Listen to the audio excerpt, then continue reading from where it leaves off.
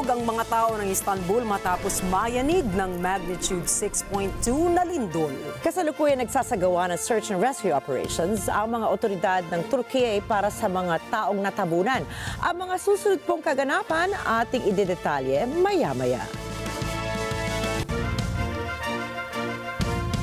Magandang gabi, ako po si Ricky Mathay. Ako si Nina Richie Alago Flores, ito ang mata ng Agila International. Para naman sa mga headlines ngayong araw ng Huwebes.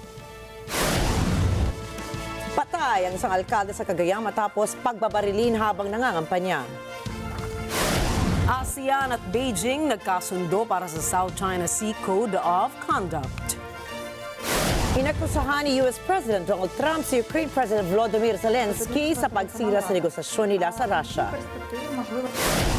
US President Donald Trump umatras sa isang trade war laban sa China. At first quarter sales ng Tesla nanganganib dahil sa pamumulitika ni Elon Musk.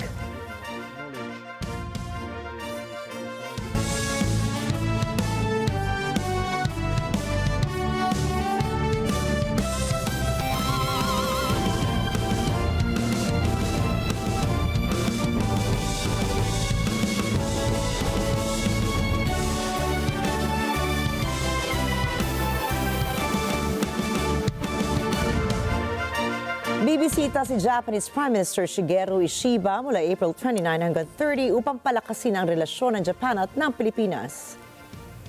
Natatoo naman ito sa pagpasok ng golden age ng diplomatic relations sa pagitan ng dalawang bansa.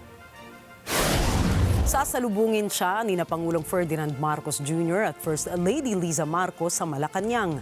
Tatalakayin nila ang kooperasyon sa ekonomiya, seguridad, politika at cultural exchange. Magpapalitan rin ang pananaw tungkol sa regional at global views upang mas mapalalim ang ugnayan at mapanatili ang kapayapaan sa pagitan ng dalawang bansa. Ayon sa Malacanang, ang pagbisita ng mga pinuno ay patunay ng matibay na samahan ng Japan at ng Pilipinas. Pinagbabaril naman ang alkalde ng Rizal, Cagayan si Attorney Joel Ruma habang nangangampanya. Pasado alas 9 ng gabi nang kasahan si Mayor Ruma sa Barangay Hall habang nakikipag-picture umano ito sa mga residente ng Barangay Iluro Sur. Kaagad namang isinugod ng alkalde sa Tuao District Hospital, subalit ideklara na itong dead on arrival. Nadamay din sa insidente ang dalawang kasama ng mayor na sumalo ng mga bala sa siko, dibdib at likod. Kasalukuyan nasa stable na kondisyon ang mga nasabing aides sa Cagayan Valley Medical Center. Kinukonsidera ang posibilidad na sniper ang pumitik sa alkalde. Sa kasalukuyang investigasyon ng pulisya, wala pang inilalabas sa detalye kung anong uri ng baril ang ginamit sa pamamaril. Ituturing ng mga otoridad na election-related killing ang insidente dahil sa kanyang re-election campaign sa nalalapit na eleksyon. Magsasagawa ng special meeting ang Regional Joint Security Control Center ng COMELEC kung saan sila ang magbibigay ng rekomendasyon at resolusyon kung isa sa ilalim ang insidente sa COMELEC control o kung ituturing itong red category. Ipinahayag ng National Security Council na ang mga information operations ng China sa Pilipinas ay may layunin na maimpluwensyahan ang nalalapit na halalan. Si Feb Bacunawa para sa detalye. So lahat ng kabanatang ito ay nagpapakita ng iisang pakay to gather information about our people, about our armed forces, and about our defenses. Ito ang naging pahayag ni Senator Francis Tolentino na dahilan umano ng pang-iispiya ng China matapos ang sunod-sunod na ulat ng submersible drones na nakita sa iba't ibang bahagi ng Pilipinas. Kahapon nauna nang ipinahayag ng Philippine Navy sa isang pagdinig sa Senado na meron ng 6 na submersible drones ang natagpuan sa bansa. Kabilang na dito ang isang black drone na napatunayang nagpapadala ng signals sa China. Ipinahayag naman ni Assistant Director General Jonathan Malaya ng National Security Council sa isa pang pagdinig ng Senado kaninang umaga na may mga indikasyon na ang mga isinasagawang information operations dito sa Pilipinas ay panghihimasok umano ng China sa nalalapit na halalan. There are indications, Mr. Chairman, that information operations are being conducted that are Chinese state-sponsored in the Philippines and are actually interfering in the forthcoming elections. Kinumpirma din ni Malaya na ang mga operasyon na ito ng China ay naglalayong suportahan ang mga kandidatong gusto nila manalo at kontrahin naman ang mga kandidatong hindi nila nais manalo. Naglabas rin si Senator Tolentino ng isang kontrata sa pagitan ng Chinese Embassy at kumpanyang Infinitus Marketing Solution Incorporation kung saan nagtalaga ang pribadong kumpanya ng keyboard warriors sa halagang 930,000 pesos. Ang mga keyboard warriors na ito ay inatasan umano na mag-post at magkomento ng mga pahayag na pro-China. Nilinaw naman ni Senator Tolentino na ang mga tinutukoy na espionage activities ay may katibayan at naglalayong wasakin ang interes ng Pilipinas. Hindi lahat po ng Chinese o Filipino-Chinese ay masama. Hindi naman lahat ay gumagawa ng espionage activities. Meron lang tinutukoy ngayon ang iba't ibang intelligence agencies na may katibayan naman na ang kanilang ginagawa ay hindi para sa interes ng Pilipinas, kung hindi para wasakin pa ang interes ng Pilipinas. Feba Cunawa para sa mata ng Agila International. Trusted, connected, on point. Matapos kumpirmahin na nasa hilagang Luzon ang Chinese aircraft carrier na Shandong at isang surveillance ship na Beijing, sinabi po ng Philippine Navy na 6 pang barkong pandigma at 2 support vessel ng China ang sinusubaybayan nito sa Northern Luzon. Ayon kay Navy spokesperson Rear Admiral Roy Vincent Trinidad, una lang namataan ang 9 na barko ng China sa Burgos, Ilocos Norte at huling nakita ang mga ito sa Cagayan nitong Miyerkules. Mas malaki o hindi nila pangkaraniwan ang vessel formation na sinusubaybayan ng Philippine Navy ngayon. Nang tanungin si Trinidad kung posibleng may kinalaman ang presensya ng mga sasakyang pandagat ng China sa ginaganap na taunang balikatan exercises, sinabi ni spokesperson ng Navy na hindi sila gumagawa ng correlation o pag-uugnay at kahulugan at ginagawaan nila ng Philippine Navy ang monitoring, challenge at pagresponde kung kinakailangan. Sa wakas, nagkasundo na ang mga member states ng Association of Southeast Asian Nations o ASEAN at China na kumpletuhin ang Sea of Conduct sa pagsapit ng taong 2026. Mahalaga ang Code of Conduct na ito dahil ito ang maglalatag ng mga guidelines sa pinagtatalunang karagatan sa South China Sea. Ayon kay Department of Foreign Affairs Secretary Enrique Manalo, lahat ng ASEAN members, maging ang China, ay politically committed na magkaroon ng Code of Conduct sa susunod na taon. Tiniyak ni Secretary Manalo na gagawin nila ang lahat ng kanilang makakaya upang mangyari ang Sea of Conduct. Inamin din ng kalihim na may ilang mga issue na kailangang mapagkasunduan ng lahat o lahat ng mga bansa para makumpleto ang code. Isa na nga rito ay ang pagtugon sa saklaw ng naturang code, ano ang nature nito at kaugnayan nito sa Declaration of the Principles na inadopt noong taong 2002 kaugnay sa mga pinagtatalunang bahagi ng karagatan. Target naman ng Department of Agriculture o DA na ibenta ang 20 pesos kada kilo ng bigas sa tumagal hanggang taong 2028. Ito ay kasunod ng direktiba ni Pangulong Ferdinand Marcos Jr. sa ahensya na gawing pangmatagalan ang bentahan ng murang bigas. Sinabi ni Agriculture Secretary Francisco Laurel Jr. na ang inisyal na plano ay hanggang Disyembre ng taong ito ang gagawin nilang bentahan ng murang bigas o pwede pa anyang palawigin ito hanggang Pebrero ng susunod na taon. Niliwanag din ng kalihim na kaya ng Visayas na pagpasyahan ang pilot implementation ng programa at dahil dito anya ay maraming mas nangangailangan ng murang bigas. Subalit sa kalaunan, anya ay gagawin na sa buong bansa ang bentahan ng 20 pesos kada kilo ng bigas. Kaugnay nito, pinaalalahanan ni Palace Press Officer Undersecretary Claire Castro ang mga tumatakbong kandidato ngayong May elections na iwasan ang makisali sa 20 pesos per kilo sale of rice. Sinabi rin ni Castro na ayos na ang mga logistics para maipatupad nationwide ang pagbebenta ng murang bigas. Dapat po, hindi po sila involved. Dapat nga po ang kanilang mga mukha ay hindi makikita sa mga tarpaulin patungkol po dito. Ang pagbebenta po ng bigas sa halagang 20 pesos kada kilo ay para po sa taong bayan, hindi para po sa mga kandidato. Inaayos pa po ang mga mga maaaring issues tungkol sa logistics, pero ito po ay ipapatupad po talaga nationwide. At hindi lamang po ito ang naisin at aspirasyon ng ating Pangulo. At sa susunod pong taon, nanaisin po natin na mabigyan po ng sapat na pondo nang hindi na rin po kakailanganin ang anumang tulong mula sa LGUs.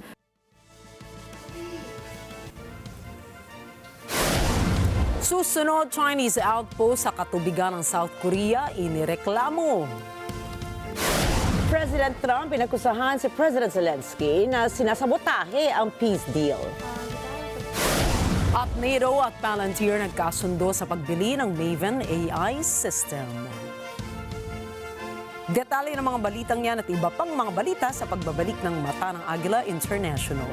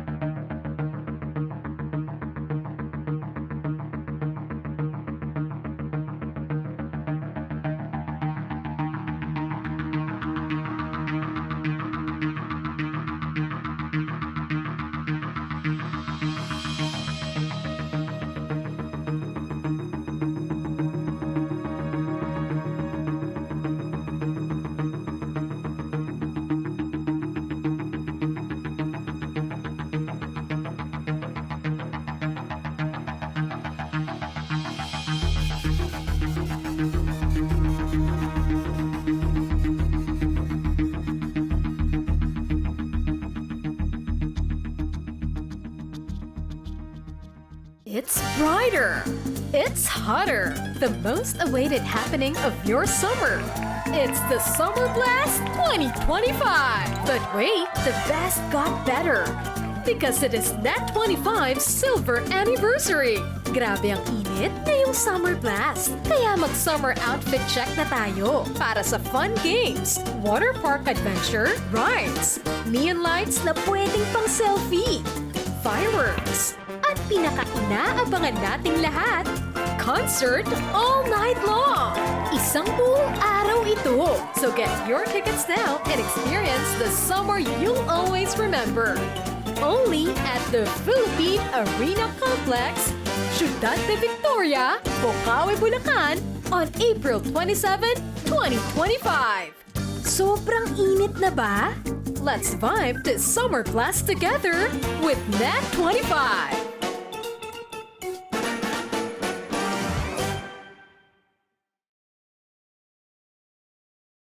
Dinimanda ka ng Best Global, may warrant of arrest ka. Kung kailan mukhang malapit ng manalo si Tesu. Si Yondo ang tumutulong kay Kim Ji-wan. Kailangan mo pa talagang sirahin ang lahat ng pinaghirapan ko para lang sa kaibigan mo! Ano ba talaga kinakatakot yun, Dad? Mawawala ba sa kanya ang lahat?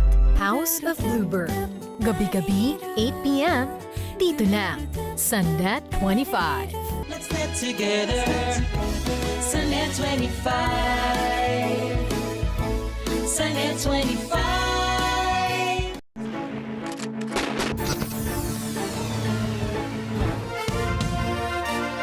Nagpahayag ang Foreign Ministry ng South Korea ng pag-aalala tungkol sa itsura ng itinatayo ng China sa pinagtatalunang bahagi sa west coast ng Korean Peninsula. Tinalakay ang issue sa isang maritime dialogue sa pagitan ng dalawang bansa na ginanap sa Seoul. Ipinaliwanag ng panig ng Beijing na ang structure ay kagamitan para sa fish farming at wala umanong kaugnayan sa mga usaping pang-teritoryo. Gayunpaman, nananatiling nag-aalala ang South Korea dahil matatagpuan ito sa Provisional Maritime Zone ng Yellow Sea, isang lugar kung saan nagsasapawan ang exclusive economic zones ng dalawang bansa. Nagkasundo ang parehong panig na ipagpatuloy ang komunikasyon at tiyaking hindi ito makaaapekto sa relasyon ng mga bansa. Ayon kay South Korean Foreign Minister Cho Dae-yul, pinag-iisipan na ng Seoul ang magiging tugon nito kabilang ang proportional countermeasures. Kinasuhan naman po ng bribery ang dating presidente ng South Korea na si Moon Jae-in. Ayon po yan sa pahayag mismo mula sa Jeonju District Prosecutor's Office. Ayon sa mga prosecutor, itinilaga ni Moon na manguna ng non-profit agency na SMES ang startups. Sina Lee Sang-jik na noon ay executive director ng Thai-based airline na Thai Easterjet. Nakatanggap di umano ang dating presidente ng 223 million won or that's $152,000 mula sa salary ng kanyang dating manugang na pumalit naman kay Lee Sang-jik bilang executive director ng nasabing airline. Kinundinan naman ng mga kasamahan ni Moon ang pagsasampa ng kaso na tinawag nilang pang-aabuso ng kapangyarihan ng prosecutor. Si Moon ay nahalal bilang presidente ng South Korea mula 2017 hanggang 2022. Kamakailan lamang ay na-impeach ang kanyang kahalili na si Yoon Suk-yeol na ngayon ay nililitis dahil sa kasong insurrection matapos itong magdeklara ng martial law noong nakaraang taon. Haharap ang top diplomat ng Pakistan na si Saad Ahmad Waraich sa New Delhi matapos ang terror attack sa Kashmir na ikinamatay ng 26 katao. Kasama ding inanunsyo ng India ang mga hakbang na magpapababa ng kanilang ugnayan sa Islamabad kung saan sinabi ng mga otoridad na may naganap na cross-border involvement sa nasabing atake ng militant group na the Kashmir Resistance. Recognizing the seriousness of this terrorist attack, the CCS decided upon the following measures. 1. The Indus Waters Treaty of 1960 will be held in abeyance with immediate effect until Pakistan credibly and irrevocably abjures its support for cross-border terrorism. 2. The integrated checkpost Atari will be closed with immediate effect. Those who have crossed over with valid endorsements may return through that route before 1 May 2025. 3. Pakistani nationals will not be permitted to travel to India under the SAARC visa exemption scheme visas. Any SVAS visas issued in the past to Pakistani nationals are deemed cancelled. Any Pakistani national currently in India under SVES visa has 48 hours to leave India. 4. The defense, military, naval and air advisors in the Pakistani High Commission in New Delhi are declared persona non grata. They have a week to leave India. India will be withdrawing its own defense, navy and air advisors from the Indian High Commission in Islamabad. These posts in the respective high commissions are deemed annulled. 5 support staff of the service advisors will also be withdrawn from both high commissions. 5. The overall strength of the high commissions will be brought down to 30 from the present 55 through further reductions to be effected by 1st May 2025. Nauwi din ito sa pagsuspindi ng India sa kanilang 6 na dekadang river sharing treaty sa Indus River at pagsasara ng nag-iisang land crossing sa pagitan ng bansa at ng Pakistan. Ayon pa kay Indian Foreign Secretary Vikram Misri, i-withdraw ng bansa ang kanilang defense attachés sa Pakistan at gagawing persona non grata ang mga defense advisors sa Pakistani mission. Nagpatawag na ng all-party meeting si Indian Prime Minister Narendra Modi sa kanilang opposition parties para ma-brief sila sa magiging sagot ng administrasyon sa naganap na atake. Nakatakda namang magsagawa ng National Security Committee meeting si Pakistani Prime Minister Shehbaz Sharif para pag-usapan ang magiging response ng bansa. Ang nangyaring terror attack noong Martes ay isang malaking balakid sa progreso ng economic growth at development sa rehiyon. Nasawi po ang 9 na katao mula sa nangyaring Russian missile and drone attack sa Kyiv, Ukraine. Nasugatan rin sa atake ang 63 na katao kabilang na po dyan ang 6 na bata ayon mismo sa ulat ng Ukrainian authorities. Patuloy ang rescue operations ng kanilang State Emergency Service para mahanap ang mga natabunan ng pagguho. Sinabi naman ni Kyiv Military Administration Head Timur Chakhenko na tinataboy ng kanilang air defense ang ilan sa mga airstrike ng Russia. Binalaniriniyaan niya ang kanilang defense units na magpapatuloy ang banta ng Russia sa susunod na ilang oras. Hinimok naman niya ang mga residente sa kalapit na lugar na manatili sa mga bomb shelters upang maging ligtas mula sa mga atake.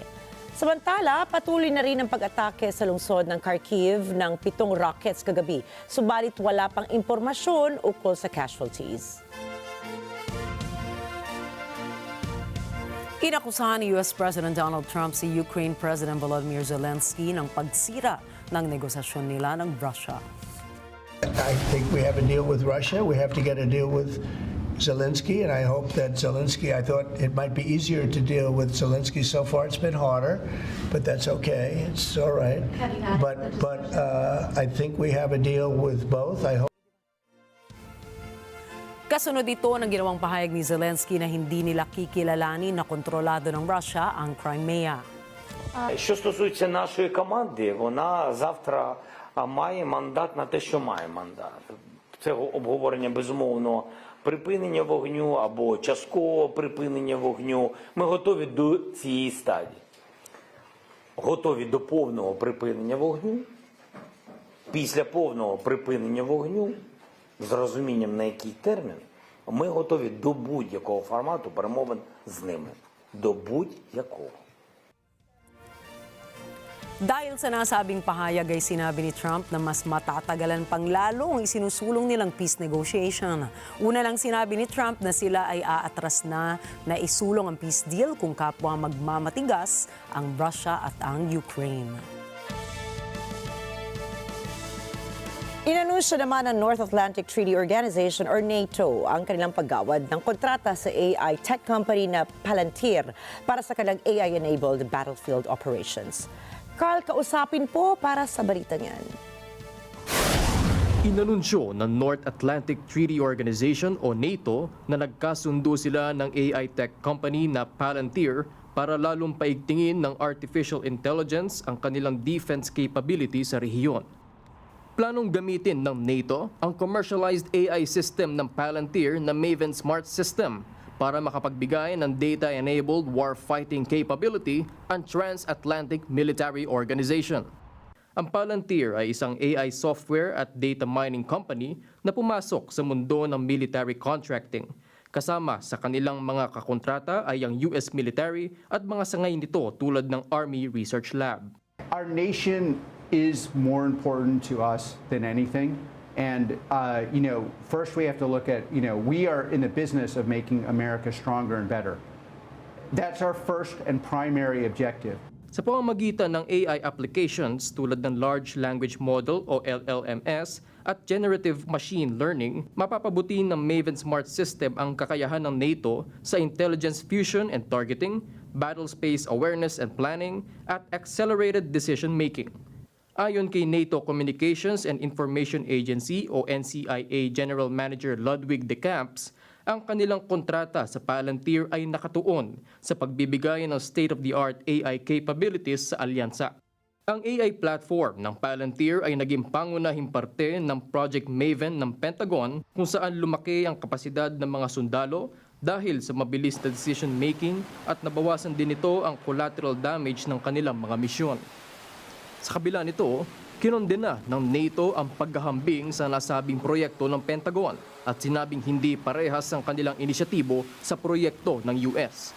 Sisimulan ng gamitin ng NATO Allied Operations ang Maven system sa susunod na 30 araw at umaasa itong mapapabilis nito ang pag-adopt sa emerging AI capabilities sa panahon ng digmaan.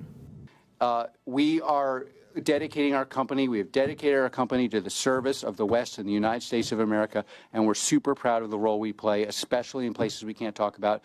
And we love our success in the U.S. and globally. Also, we are doing in the United Kingdom and many other places. Palantir is here to disrupt and make the institutions we partner with the very best in the world, and when it's necessary, to scare enemies and on occasion kill them. And we hope you're in favor of that. We hope you're enjoying being a partner, and we're really happy and very, very focused on what we're doing. Carl kausapin para sa mata ng Agila International. Trusted, connected, on point. Namatay ang hindi bababa sa 45 mga sibilyan at higit sa 100 ang nasugatan mula sa Israeli attack sa Gaza noong Miyerkules. Sinabi ni National Security Minister Itamar Ben-Gvir na sinusuportahan ng United States Republican Party lawmakers ang kanyang clear position sa pangangailangang pambobomba sa mga food depot at tulong sa Gaza. Ayon sa rescue teams na hindi bababa sa 6 pang biktima ang ililikas mula sa guho sa Gaza City. Nagtamo ng hindi bababa sa 105 Palestinians ang napinsala sa nakalipas na 24 hours ayon sa Gaza Health Ministry. Sinabi naman ng Iran na bukas ito sa pakikagkasundo sa Estados Unidos kung igagalang nito ang interes ng bansa. Alamin po natin ang mga detalye ng balita mula kay May Fanway Zaragoza. Noong Lunes, sinabi ni Iranian President Masoud Pezeshkian na handa ang Iran na makipag-deal sa US sa kasalukuyang indirect talks. Ayon kay Pezeshkian, ito ay sa kondisyong igagalang ng US ang mga interes ng Iran bilang bansa. Sa isang pulong sa Tehran, ipinahayag ni Pezeshkian na handa ito sa isang kasunduan na may tiyak na balangkas. Subalit nagbabala ang Pangulo na kung tatanggi ang mga kinatawan ng US sa patas na negosasyon, itutuloy-an niya ng Iran ang paghatak sa sariling direksyon nito. Binigyan din ni Pezeshkian tulad ng sinabi ng kanilang leader na si Ayatollah Ali Khamenei, hindi ito umaasa subalit hindi rin nagdududa sa mga negosasyon. Ayon kay Pezeshkian, hindi naghahanap ng gulo ang Tehran subalit lalaban ito sakaling may magtangkang panupil rito. Anya, hindi palalampasin ng Iran ang pampipressure o ang panunuso. Ang mga komentong ito ng Iranian President ay matapos ang ikalawang indirect talks sa pagitan ng Iran at ng Estados Unidos na ginanap sa Rome noong Sabado. Namagitan ng Oman sa pag-uusap. Naganap ang unang round sa Muscat noong 12 ng Abril. Gaganapin naman ang ikatlo sa Oman din ngayong Sabado. Samantala, sinabi ni Iranian Foreign Ministry spokesman Ismail Baghaei na ang pagtanggal ng US sanctions ang pangunahing demand ng Iran sa negosasyon. Sinabi naman ni Trump na mahusay ang mga naganap na pag-uusap. May Fanway Zaragoza para sa mata ng Agila International. Trusted, connected, on point. Tinuligsan ng ilang mga espesyalista sa Honduras ang malawakang taripa ng Estados Unidos. Ayon sa mga ito, tila nahihilig ang US sa kultura ng protectionism at unilateralism. Narito ang karagdagang mga detalye mula kay Lezery Gumarang. Nagbahagi ng kanilang pag-aalala ang ilang Honduran specialist na magbubunga ng kaguluhan sa kalakalang pambuong mundo at capital market ang mga taripa ng Estados Unidos. Ayon sa mga manunuri, nagdulot ng malaking pag-aalinlangan sa ekonomiya ng mundo ang mga taripa ni Pangulong Donald Trump. Ayon kay Minister of Strategic Planning of Honduras Ricardo Salgado, ang pagpapatupad ng mga taripa ay bahagi ng pandodomina ng US. Y se rompe el esquema que ellos mismos armaron 40 años atrás. El esquema de globalización que armaron en los Estados Unidos ahora ya no les sirve y entonces comienzan ellos a poner aranceles. En esta última etapa el mayor producto de exportación de Estados Unidos es el dólar. Y si ellos ya no pueden exportar dólares, entonces el problema pasa a otro nivel. Que estamos viendo ahora es más o menos la defensa o la última defensa de la hegemonía de Estados Unidos sobre el mundo. Samantala, tinukoy naman ni Honduran economist Alejandro Aron ang ugat ng malaking trade deficit ng Estados Unidos. Ito anya ay ang kakulangan ng abilidad makipagsabayan ng mga produkto ng US sa global market. Subalit ani Aron, pinababalikat ng Trump administration sa buong mundo ang pagbawi dito. Ha tomado una decisión muy impulsiva. No pensó mucho el presidente Trump. Parece que quiso amedrantar y cambiar las reglas del juego en cuanto a la globalización y volver al proteccionismo, al crecimiento endógeno, el crecimiento hacia adentro, lo que él quiere es recuperar de nuevo espacios a nivel de industria, generación de empleo dentro de Estados Unidos, pero comete el error de imponer aranceles a nivel mundial. Es un clima de incertidumbre en los mercados de capitales, ha generado volatilidad en los precios de las acciones, que las noticias inesperadas, las decisiones impulsivas de Donald Trump han provocado un impacto, un pánico comercial a nivel mundial, debido a la pérdida de competitividad. Es culpa de los mismos Estados Unidos. ¿Y por qué estos pueblos tienen que pagar? Noong Lunes, bumagsak ang stock markets ng US sa gitna ng nakababahalang ekonomiya at nagbabadyang trade war. Sinasabi ring nabawasan ang kumpiyansa ng investors dahil sa mga taripa. Batay sa lingguhang weekly surveys ng American Association of Individual Investors mula 26 ng Pebrero hanggang 9 ng Abril, higit sa 50% ng mga individual investors ng US ang nangangamba sa kinabukasan ng stock market sa darating na 6 na buwan.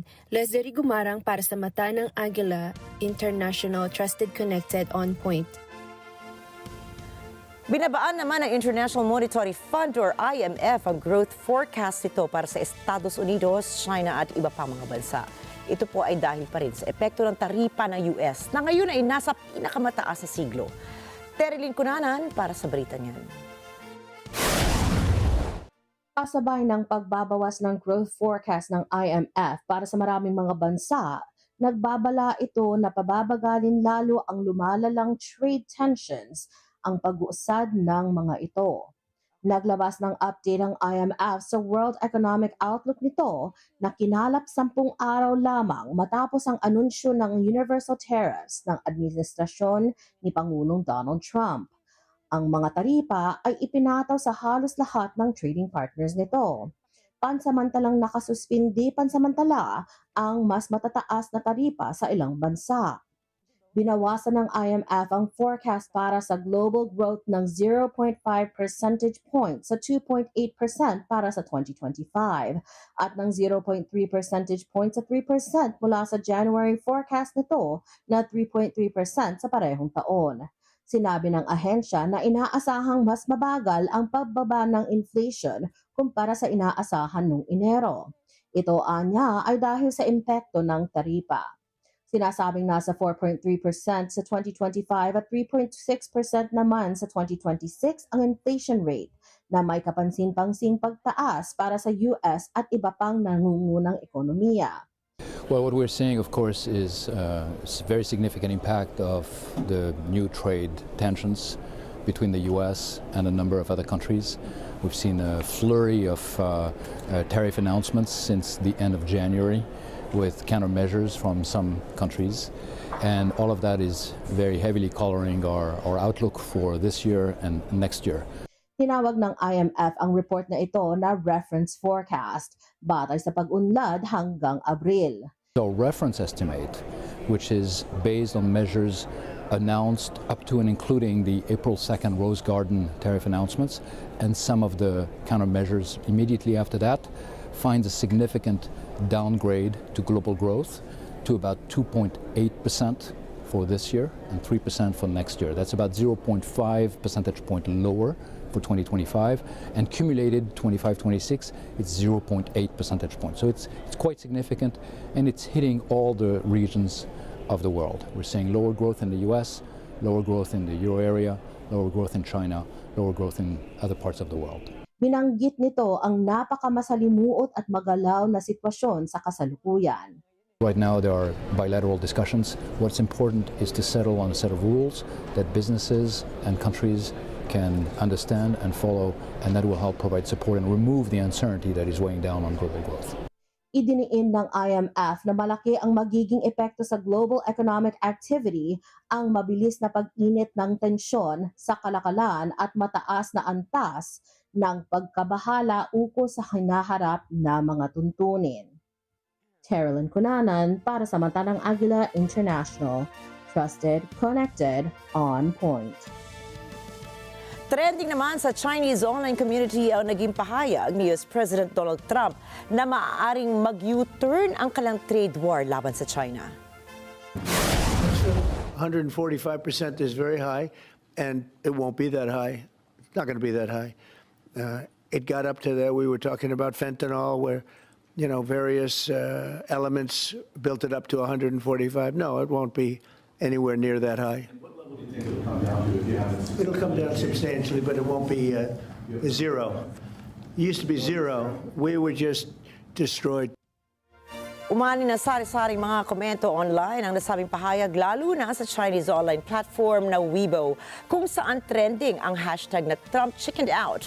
Ang komento ni Trump ay kasunod ng naunang pahayag ni Treasury Secretary Scott Bessent sa isang private conference na ang trade war ng US at ng China ay unsustainable at mas kailangan ng rebalancing at hindi tuluyang pagkakahiwalay.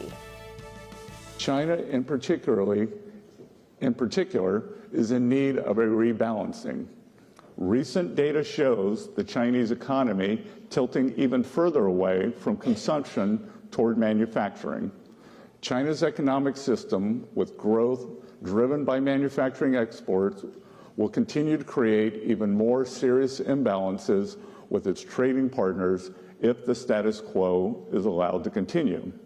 China's current economic model is built on exporting its way out of its economic troubles.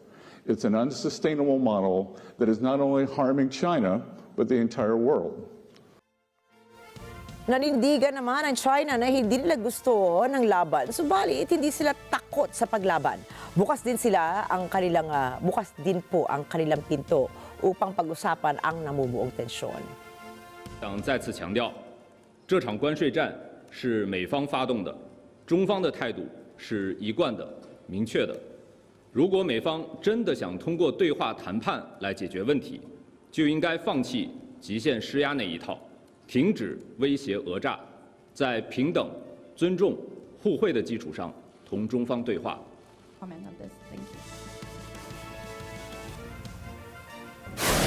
Susunod, daan-daang tao sugatan dahil sa earthquake sa Istanbul. First quarter earnings ng Tesla bumagsak ng 71%. At Jadon Brunson tinaguri ang Kia Clutch Player of the Year. Detalye po ng mga balitang yan at iba pa ring mga balita sa pagbabalik ng Mata ng Agila International.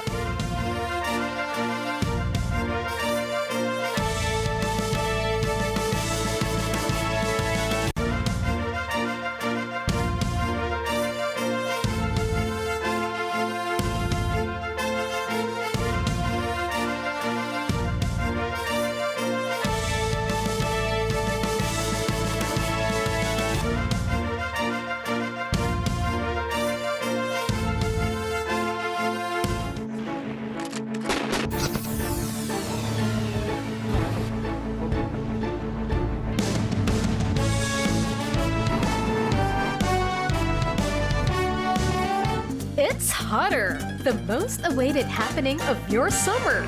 It's the Summer Blast 2025. But wait, the best got better. Because it is NET25 Silver Anniversary.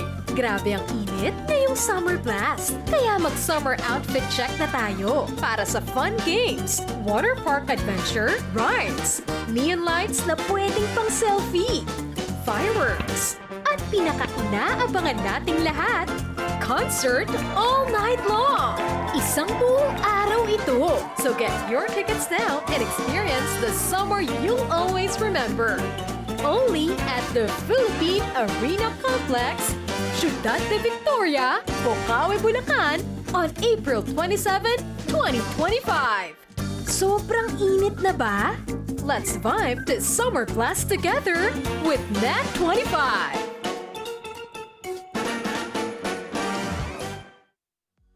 Summer Blast 2025 is brought to you by our presenter, Clean and Fit, our gold sponsors, Eurotel, Hotel Dream World, our silver sponsors, Pure Gold, Michaela, Top Bank, Tiki Tiki Plus Drops, Photoism, JNT Express, Lux Beauty and Wellness Group. Our sponsors: Royal Care, the Los Santos Medical Center, and the Department of Health.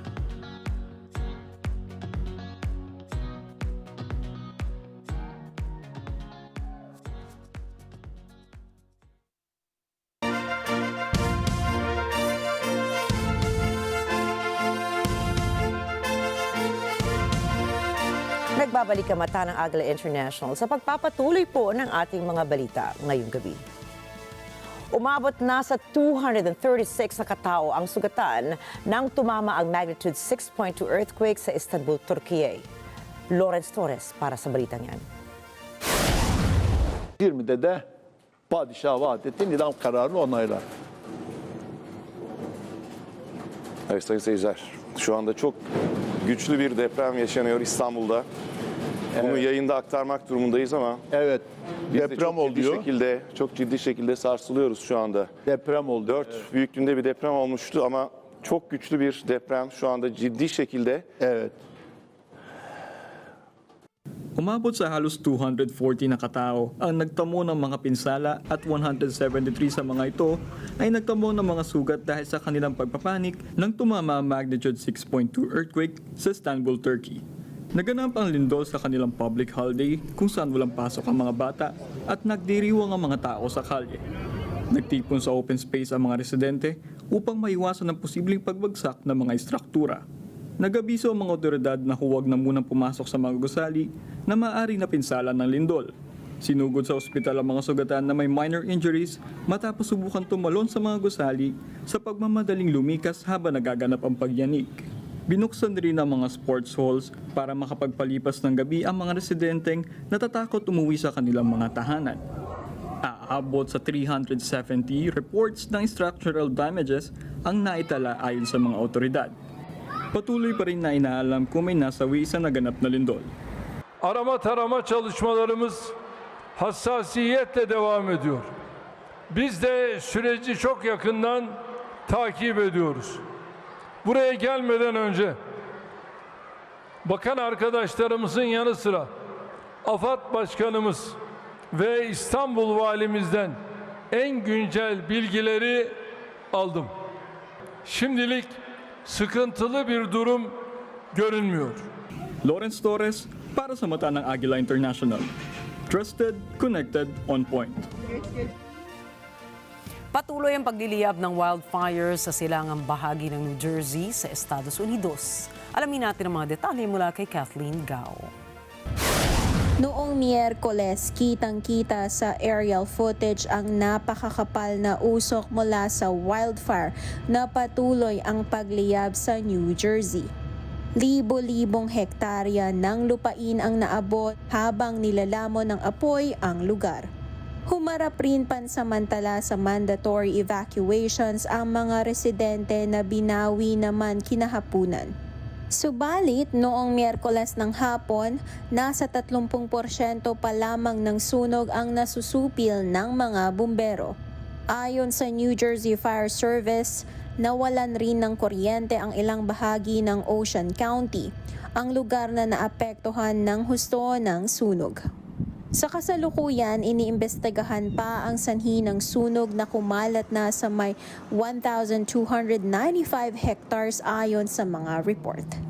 Kathleen Ga para sa mata ng Agila International, trusted, connected, on point. Samantala, patuloy po ang pagkalat ng wildfires sa gitnang bahagi ng bansa. Noong Miyerkules at tila pinapaypayan ang apoy dahil sa lakas ng hangin at mainit ng temperatura sa Israel. Pinangangambahan ang papalit-palit ang sunog sa palibot ng Jerusalem. Narito po report ni Sean Davila. Patuloy ang pakikipagtunggali ng Israeli firefighters at emergency services sa wildfires na walang tigil ang pagliyab sa Central Israel noong Miyerkules. Ilang mga komunidad na nasa palibot ng Jerusalem ang napilitang lumikas dahil sa mabilis na pagkalat ng apoy. Nagpakalat ng flame retardant sa mga lugar na mapuno ang Israeli fireplanes. Samantalang hinarangan ng mga pulis ang mga pangunahing daanan at inutusan ng mga driver na iwanan na ang kani-kanilang mga sasakyan. Ayon sa Israel Fire and Rescue Authority, may ilang mga bahay na rin ang nadamay sa sunog. The fire actually started noon because of the weather. We have hot weather today and a lot of wind.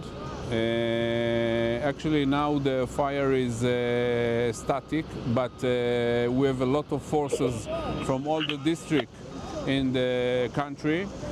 Most of the action of the firefighter that main in extinguish the fire. The airplane also working from the high, and there's not any wounded or people who die in the fire. Everything is okay. No houses began into the fire, and we are ready to work in the night. Nakipagkita si Prime Minister Benjamin Netanyahu sa mga opisyal ng bombero at seguridad sa Fire Command Center. Inutusan niya ang mga ito na maghandang humingi ng tulong sa Greece at sa iba pang mga bansa kung kinakailangan. Sean Davila para sa Mata ng Agila International, trusted, connected, on point. Isang 16 na taong gulang na estudyante ang isinugod sa ospital matapos masaksak, matapos makipagrambulan sa West Potomac High School sa Alexandria sa Virginia. Ayon sa mga opisyal ng paaralan at sa pulisya, nangyari ang insidente sa umaga at agad rumesponde ang school resource officer upang tulungan ang biktima. Ayon kay Fairfax County Police Major Elizabeth Melendez, sasampahan ng kasong malicious wounding ang isang 15 anyos na estudyante mula rin sa nasabing paaralan. Ayon naman kay Police Chief Kevin Davis, may isa pang estudyante na iniimbestigahan ngunit sa ngayon ay walang inaasahang kaso laban sa kanya. Sinabi rin ng mga otoridad na nasa stable condition na ang biktima.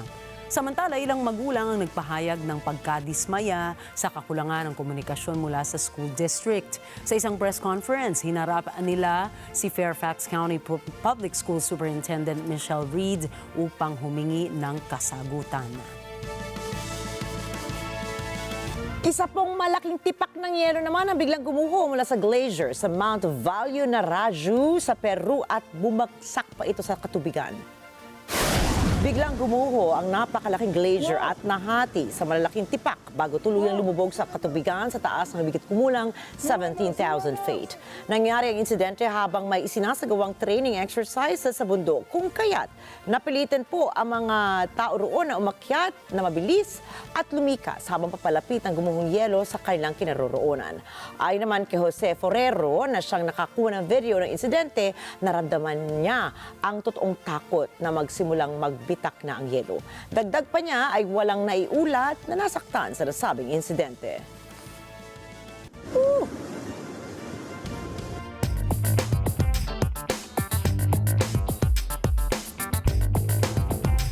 Muling bumaba ang halaga ng ginto mula sa pinakamataas nito. Ito ay sa gitna ng pagnanais ng investors na pasukin ang mas mapangahas na assets matapos sabihin ni US President Donald Trump na wala itong balak na sibakin ang hepe ng Central Bank.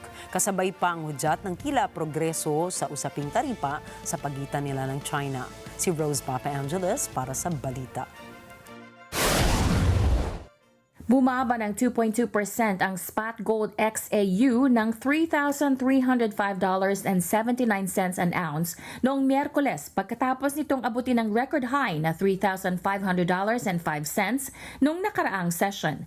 Samantalang ang US Gold Futures GCCV1 ay bumaba naman ng 2.9% sa $3,320.40. Ito ay sinasabing dahil sa pagbuti ng sentimiento ng mas marami sa financial markets at dahil nakabawi ang presyo ng dolyar matapos kumalma si Pangulong Donald Trump mula sa banta nitong sibakin si Federal Reserve Chair Powell. Ito ay matapos ang ilang araw na kritisismo sa hepe ng Central Bank dahil sa hindi pagbawas ito ng interest rates. Nagpahayag rin ng optimismo si Trump na bubuti ang relasyon nito sa China na maaaring ikababa ng taripa dito. Subalit nagbabala rin ang Pangulo na kung hindi makikipag-ayos ng Beijing sa Washington, ang Washington ang magpapasya ng deal. Ang ginto ay ginagamit na paniguradong halaga sa mga panahon ng alinlangang politikal at pinansyal. Umani ito ng higit sa 26% mula na mag-umpisa ang 2025 dahil sa central bank buying, takot sa labanan ng taripa at malakas na investment demand. Rose Papa Angeles para sa mata ng Agila International, trusted, connected, on point. Pinagmumulta po ng European Union ang Apple ng 500 million euros habang 200 million euros naman para sa Meta. Nagbigay ng mga paunang parusa ang mga antitrust regulators na naglalayong pagilan ang kapangyarihan ng big tech companies. Maaari magdulot ito ng tensyon kay US President Donald Trump na nagbabanta magpataw ng mga taripa laban sa mga bansang nagpaparusa sa mga kumpanya ng US. Sinusundan ng European Commission kung ang mga kumpanya ba ay sumusunod sa Digital Markets Act na naglalayong payagan ang mga maliliit na karibal nito sa mga merkado na pinangungunahan ng mga malalaking kumpanya. Ipinahayag ng Tesla Company na bumagsak ng halos 71% ang kita ng Tesla sa unang 3 buwan ng taon. Bumaba ng 9% ang kabuuang kita ng Tesla kumpara noong nakaraang taon, habang humina naman ng 20% ang kita mula sa sales sa unang quarter ng 2025 kumpara sa kaparehong panahon taong 2024, mas mababa sa inaasahan ng mga eksperto. Pumalo naman ng 13% ang pagbaba ng bilang ng mga na-deliver na sasakyan sa unang 3 buwan ng taon. Nanawagan ang ilang shareholders kay Elon Musk na tuluyan ng iwan ang kanyang posisyon sa White House pagkatapos ng kanyang kontrata bilang pansamantalang empleyado upang muling pagtuunan ng Tesla. Ipinahayag ng Tesla ang pangamba na ang nagbabagong politikal na sentimiento at mga kasalukuyang issue sa mga taripa ay maaaring makaapekto sa demand para sa kanilang mga produkto sa nalalapit na panahon. Depensa ni Elon Musk, babawasan na niya ang kanyang oras sa gobyerno sa katapusan ng Mayo upang muling ituon ang pansin sa kumpanya. Bagamat nangunguna pa rin ang Tesla bilang electric car maker, nahaharap ito sa mas malaking hamon dahil sa lumalakas na kompetisyon, lalo na sa mga kumpanyang gaya ng BYD ng China.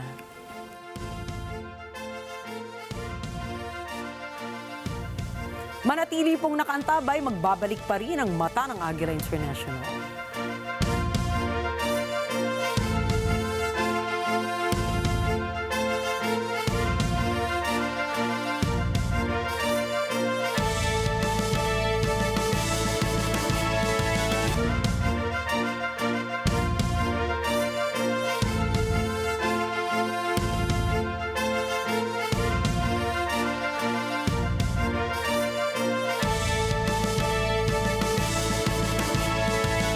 Trask?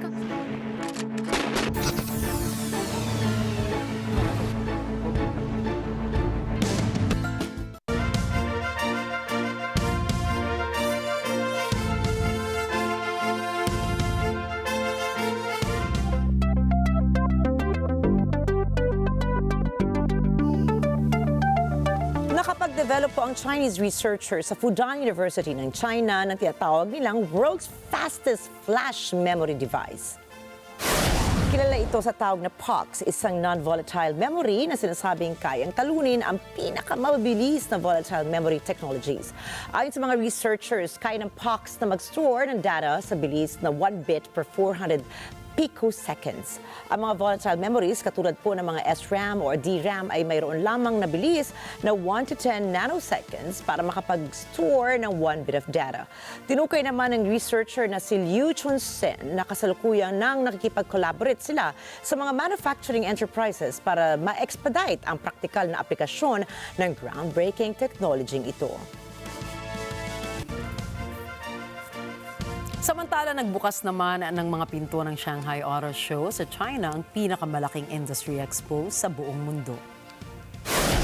Ipinakita sa Auto Shanghai ang mga makabagong electric vehicles mula sa 1,000 exhibitors na naroon.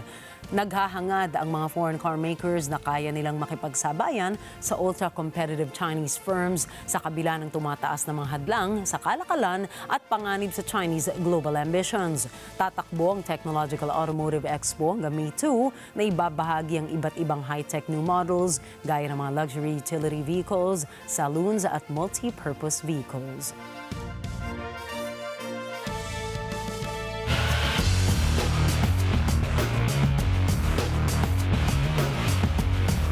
Literal namang dugo at pawis po ang sinakripisyo ng Latvian superstar para sa tagumpay ng Boston Celtics laban sa Orlando Magic habang tinaguri ang 2025 na po NBA Clutch Player of the Year ang next star na si Jalen Brunson para sa NBA playoffs. Kay Lara para sa play-by-play. Hindi napigilan ng Boston forward na si Kristaps Porzingis sa kanilang Game 2 victory laban sa Orlando Magic matapos magtamo ng isang madugong head injury sa natitirang oras ng laro. Panandalian siyang nag-sub out sa game upang mabigyan ng first aid mula sa pagsiko ni Goga Pitads ng Magic sa loob ng third quarter. Agad siyang bumalik para sa kanyang pares ng free throws at nagpatuloy para sa huling minuto ng laban. Nagkamit ang Celtics unicorn ng 20 points at 10 rebounds sa loob ng 34 minutes para sa kanilang round 2 lead na may final score na 109-100. Holiday, early offense for Brown. Post up. Kasabay nito ang pagkamit ni Jaylen Brown ng kanyang career-high 36 points at 10 rebounds. Samantala, kinoronahan ng New York Knicks guard na si Jalen Brunson bilang Kia NBA Clutch Player of the Year. Sa kanyang regular season, nag-average si Brunson ng 5.6 points sa mga clutch situations kasabay ng kanyang pangunguna sa field goals made, pangalawa sa total points, at pangatlo sa total assists. Sa kanyang paglalaro sa 28 clutch games, nakamit ng Knicks ang 17 wins at 11 losses. Kyle Lara para sa mata ng Agila International. Trusted, connected, on point. At narito po kami para maghatid ng balita saan mang tako ng mundo. Till we see each other again tomorrow. Magandang gabi po. Ako po muli si Ricky Matay. Ako si Nina Richie Alago Flores, ito ang mata ng Agila International. Para naman po sa iba pang mga balitang nangyari rin sa iba't ibang panig ng mundo, punta tayo kay Alma Angeles para sa NET25 World News. Take it away, Alma.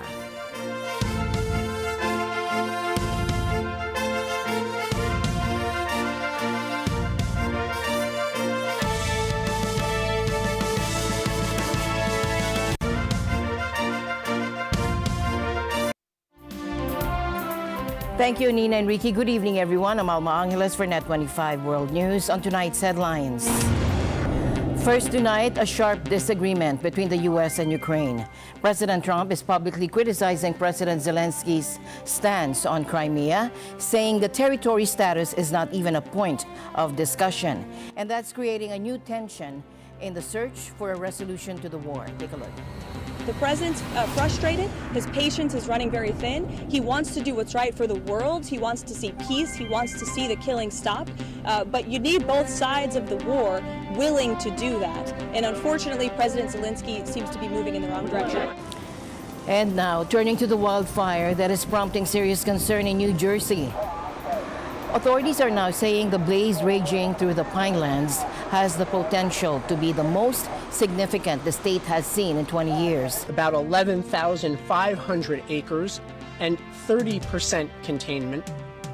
We fully expect that number will grow, that we will see ultimately, when all is said and done, a greater number of acreage affected, and this could very well end up being the largest wildfire in New Jersey in 20 years. Remember yesterday's report on the powerful magnitude 6.2 earthquake in western Turkey? Well, today we're getting a clearer picture of the immediate impact. And it's quite something. In fact, one TV station even caught the moment their anchors were visibly shaken live on air. And the news starts now.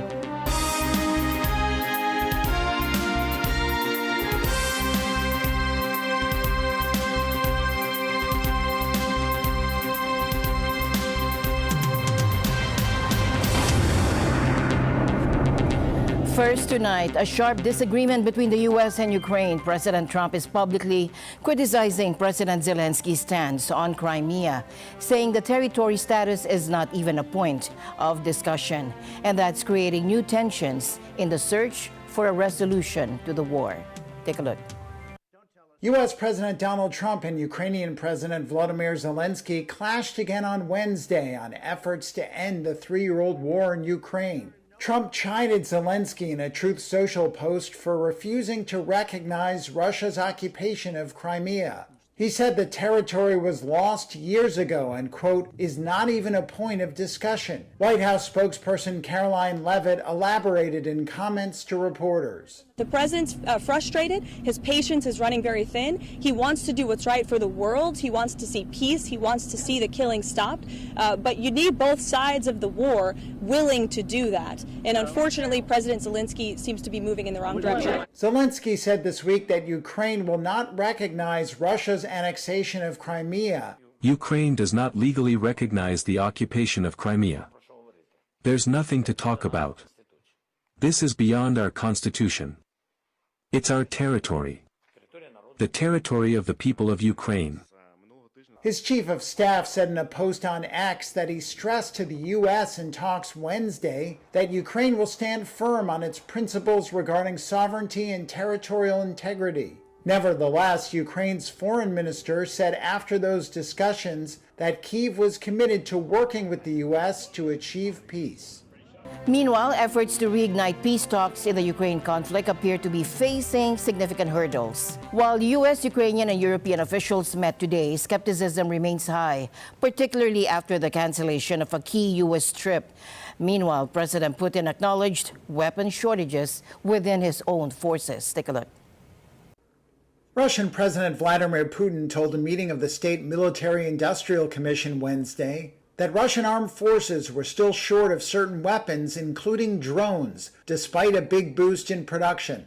These weapons are still lacking. I know about the efforts being made by the Ministry of Defense and the Minister, by industrial enterprises. There are plans. Work is being done every day, in fact, and I am sure that all plans to increase production of the necessary equipment, in this case these drones, will certainly be fulfilled.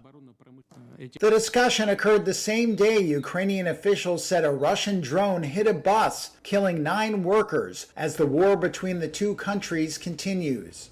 Meanwhile, U.S., Ukrainian, and European officials held meetings on Wednesday to try to get peace talks back on track, after the cancellation of U.S. Secretary of State Marco Rubio's trip raised questions over how much progress was being made. The director of the Russian and Eurasia program at Chatham House, James Nixie, was not optimistic. I think really we're heading away from negotiations right now and back into conflict without a foreseeable end. Not to say again that the two sides can go on forever, but they've both got more left in them, militarily speaking. U.S. President Donald Trump warned that Washington could walk away if there was no progress on a deal soon. He raised the pressure on Sunday when he said he hoped Moscow and Kyiv would make a deal this week to end the 3-year conflict. At the heart of Wednesday's talks was an attempt to establish what Ukraine can possibly accept, after Trump's special envoy Steve Witkoff presented proposals to a similar session in Paris last week. 3 diplomats said those proposals appeared to demand more concessions from Ukraine than Russia. The US just wants any deal. And that, it doesn't matter whether it's a good deal for Ukraine or a good deal for Russia, they want to be able to show that they are a broker and maybe a power player, that they can have an influence on events. There's a real difference there, because for the Ukrainians, a bad deal is worse than no deal. Sources said Witkoff's proposals, which included recognizing Russia's annexation of Crimea and ruling out Ukraine's NATO membership, were unacceptable to Ukraine and other European nations. And we're seeing some sharp words exchanged between Moscow and Kiev today. Russian officials are claiming that President Zelensky's recent refusal to acknowledge Russia's control over Crimea is derailing any chance of a peace agreement. Ukraine does not legally recognize the occupation of Crimea. There's nothing to talk about. This is beyond our constitution. It's our territory. The territory of the people of Ukraine.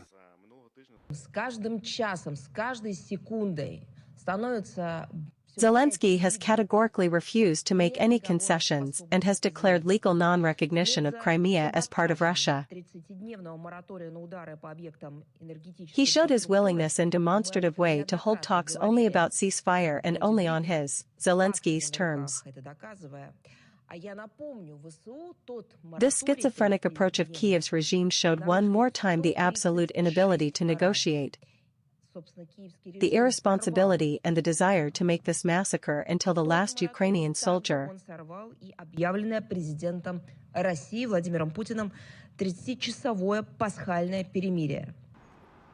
And we're still following a significant escalation in the Ukraine conflict.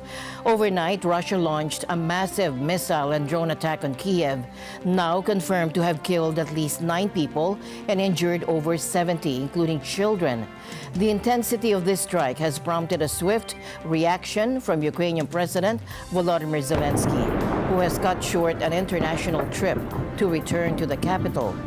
The scene in Kiev remains critical as rescue teams continue to search for survivors trapped beneath the rubble of buildings ripped apart by the Russian bombardment, with one resident describing windows and doors being blown out by successive blasts. Ukrainian officials say Russia launched a staggering 215 drones and missiles in this overnight barrage, though the air defenses did manage to intercept a number of them. This devastating attack comes against a backdrop of increasingly complex international efforts to find a path towards peace. And as we have been reporting, there have been discussions about potential peace proposals, even one suggesting territorial concessions. However, President Zelensky has firmly rejected any notion of ceding Ukrainian land, particularly the Crimean Peninsula, a stance that has drawn criticism from some international figures who believe it's prolonging the conflict. Tragically, the impact of Russia's overnight attacks wasn't limited to Kiev. Multiple other regions across Ukraine were also hit. Kharkiv in the northeast faced repeated drone and missile strikes that damaged residential areas, civilian infrastructure, and injured at least one person.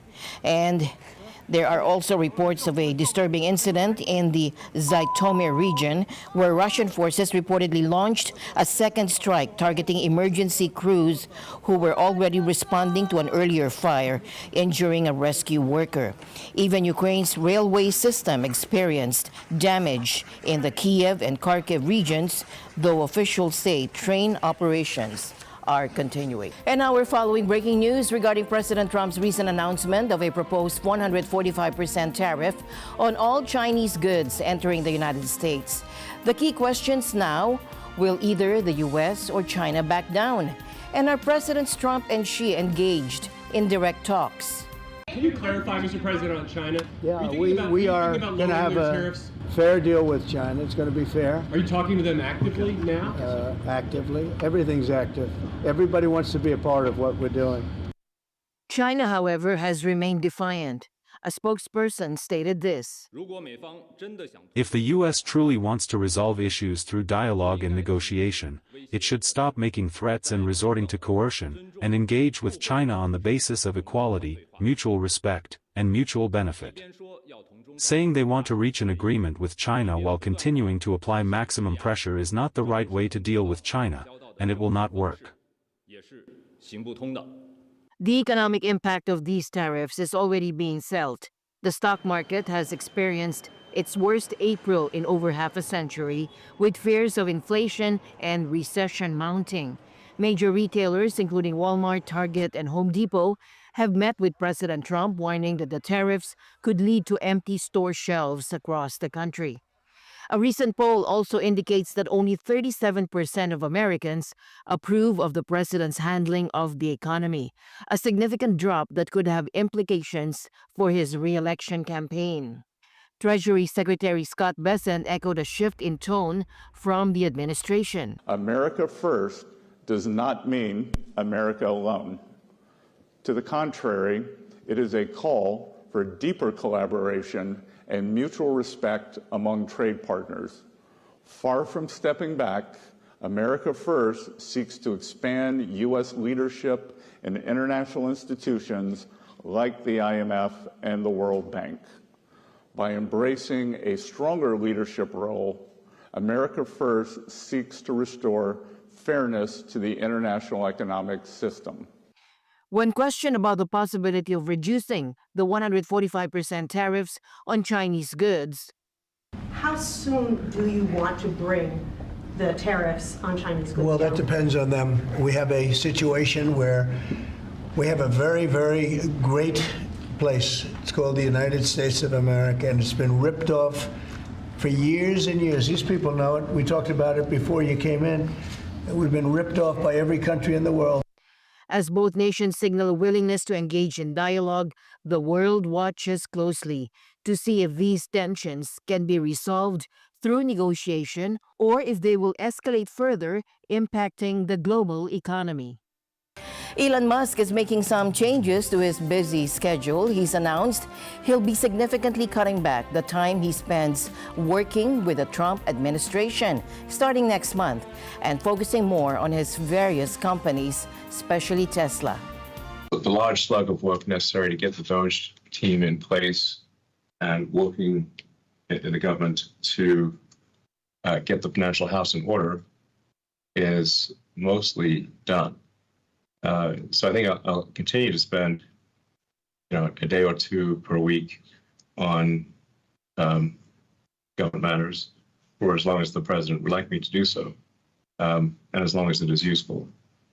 But starting next month, I'll be allocating far more of my time to Tesla. Well, first of all, I can't speak more highly about any individual. He's an incredible guy. He's a brilliant guy. He's a wonderful person. I've seen him with his family.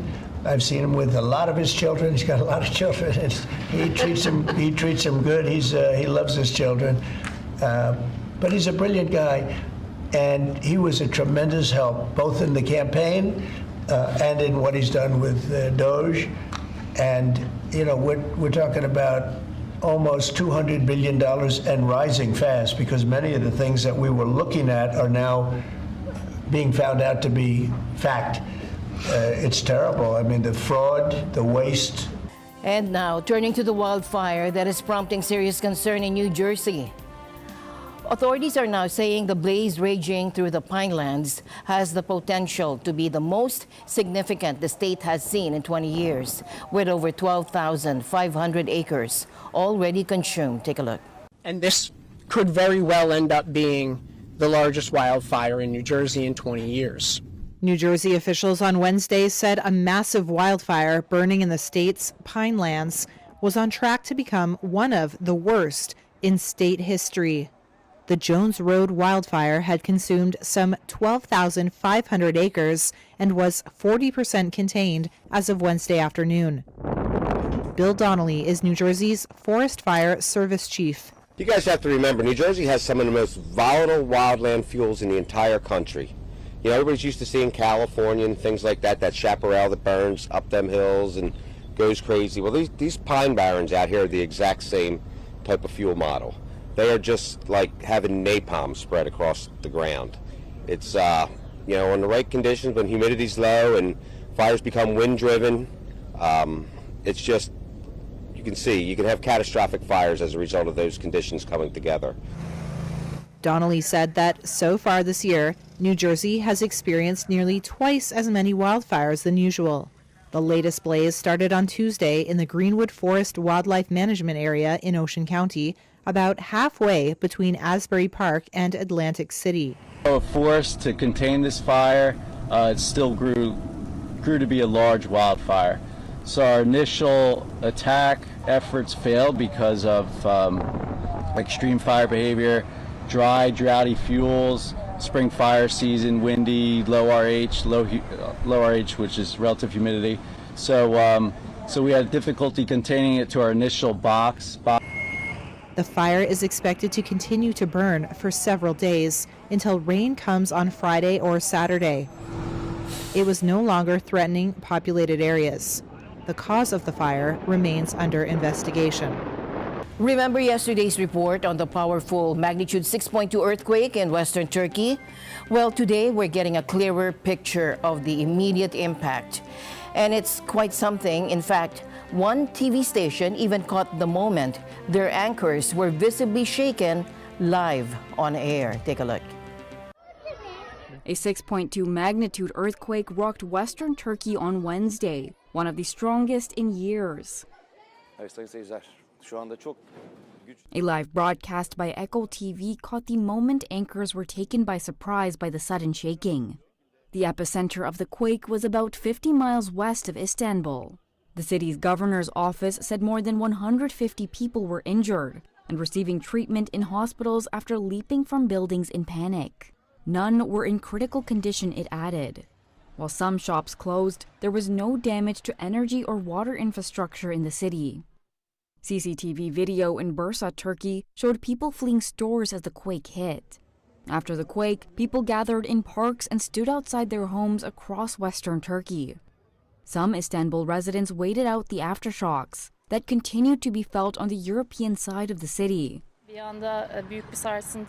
It started with a big shock all of a sudden, and we felt it very strongly. I ran straight to my dog with fear, hugged it, and we waited for it to end, lying on the ground.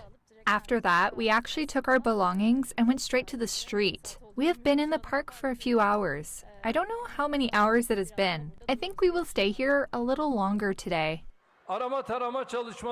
President Tayyip Erdogan said surveying efforts were underway and that the situation didn't appear to be problematic.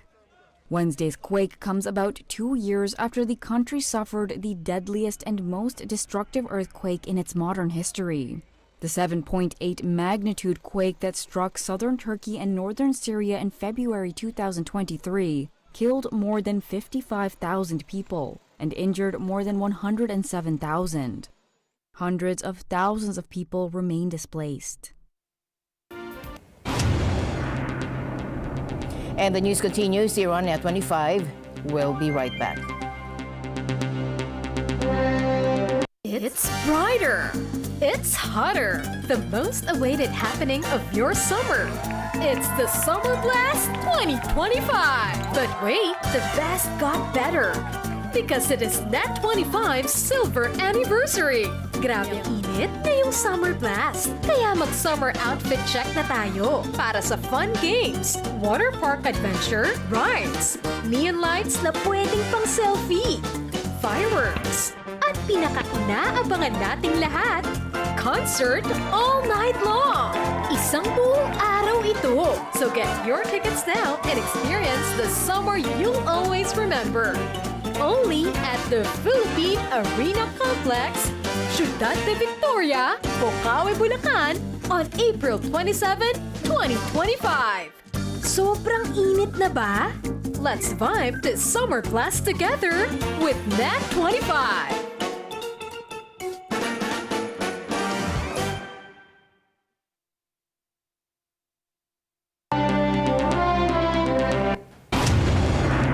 We go now to South Korea, where their data watchdogs have made some serious findings against the Chinese AI startup DeepSeek.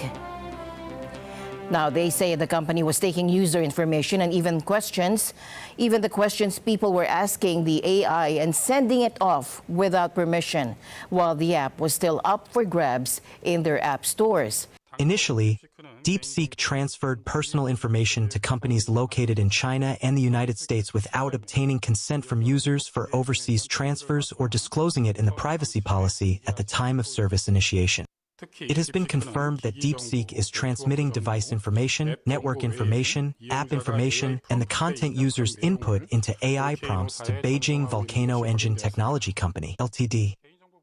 Based on the above inspection results, the Personal Information Protection Commission has decided to issue a corrective recommendation for DeepSeek to ensure legal grounds are thoroughly in place for overseas transfers of personal information, to immediately destroy any unnecessary prompt input content already transferred to Volcano Corporation, and to continuously enhance service transparency through the disclosure and specification of the Korean privacy policy.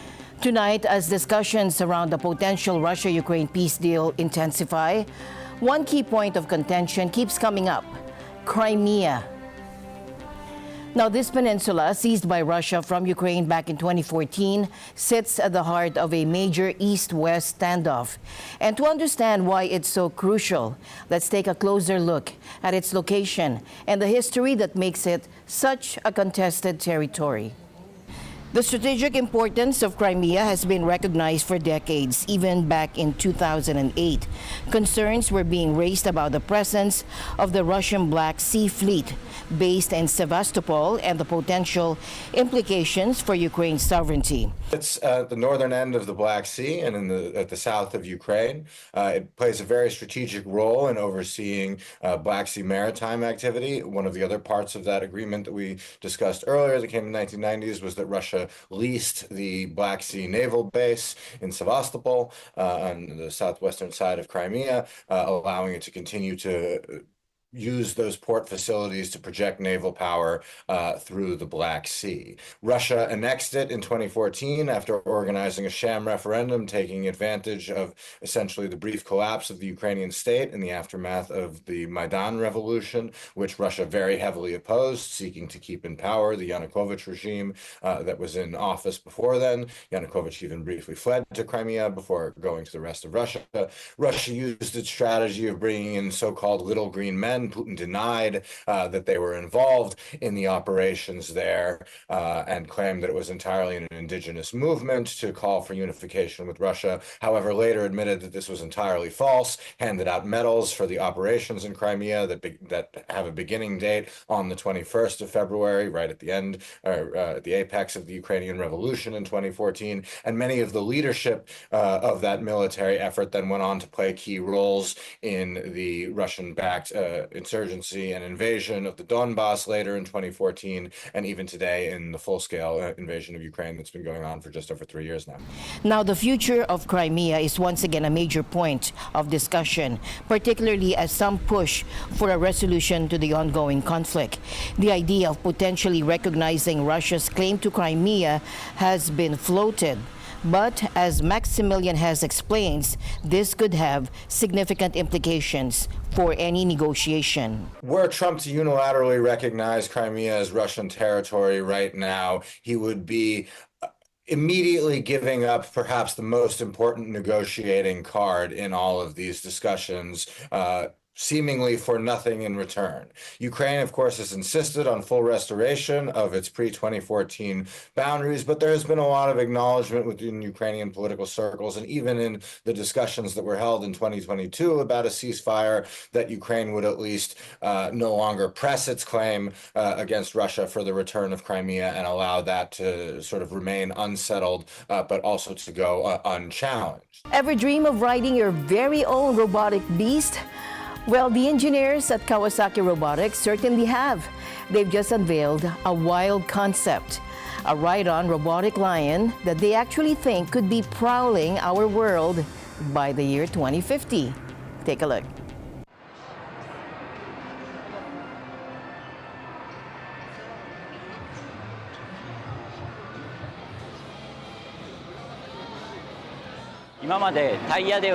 This rideable robot, with its four-legged stability, allows anyone to easily access places that were previously difficult to reach with traditional wheels, even enabling exploration up in the mountains.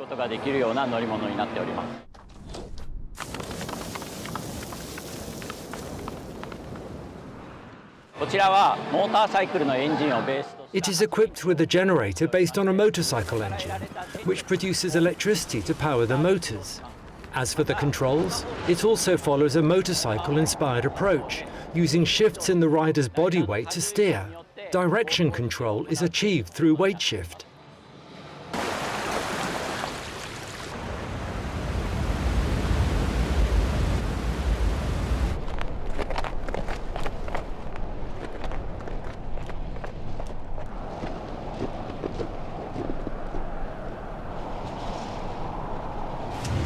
And with that, we end tonight's broadcast. For everyone here on NET25, I'm Alma Angeles. Thank you all for joining us. Good night.